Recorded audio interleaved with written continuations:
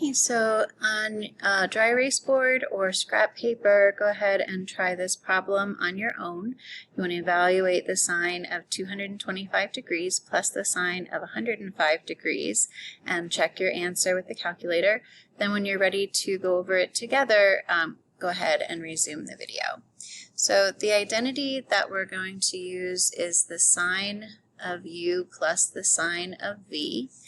And that's going to be 2 sine, and then the argument of this function, we add the angles and divide by 2.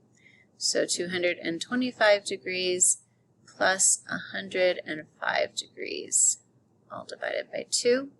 And that's times the cosine, and then we're going to take the difference of the angles, 225 minus 105 degrees, all divided by 2. So we've got 2 times the sine, and 225 plus 105 is 330 degrees, and then divided by 2 is 165 degrees.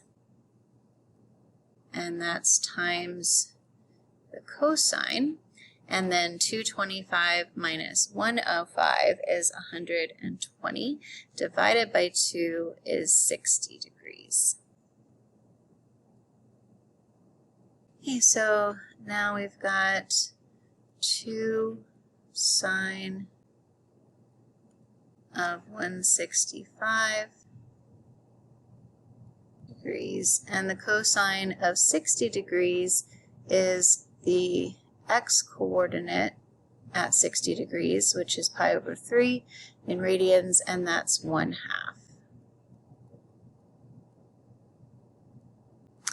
So the 1/2 and the 2 cancel and leave us with the sine of 165 degrees.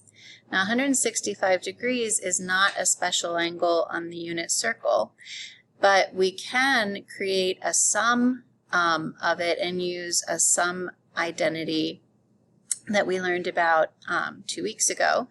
So let's go ahead and apply that sum identity to find the exact value of the sine of 165 degrees. So 165, we want to find 2 special angles on the unit circle that add up to 165 degrees. And see, if we subtract 45, that would be 120. So 120 degrees plus 45 degrees is equivalent to the sine of 165 degrees. And 120 is right here at 2 pi over 3. And 45 is here at pi over 4. So those are both special angles on the unit circle. So using our sum identity for sine, we're going to take the sine of the first angle, 120 degrees, times the cosine of the second angle, 45 degrees, plus, and then the cosine of the first angle times the sine of the second angle. So the sine of 120 degrees is the y-coordinate at 120 degrees, 2 pi over 3. So that's the square root of 3 over 2. And that's times the cosine at 45 degrees. 45 degrees is at pi over 4, and that's square root of 2 over 2. Plus, then the cosine of 120 degrees is negative 1/2. And the sine of 45 degrees is square root of 2 over 2. So multiplying these radicals, we get square root of 6 in the numerator. 2 times 2 is 4 in the denominator.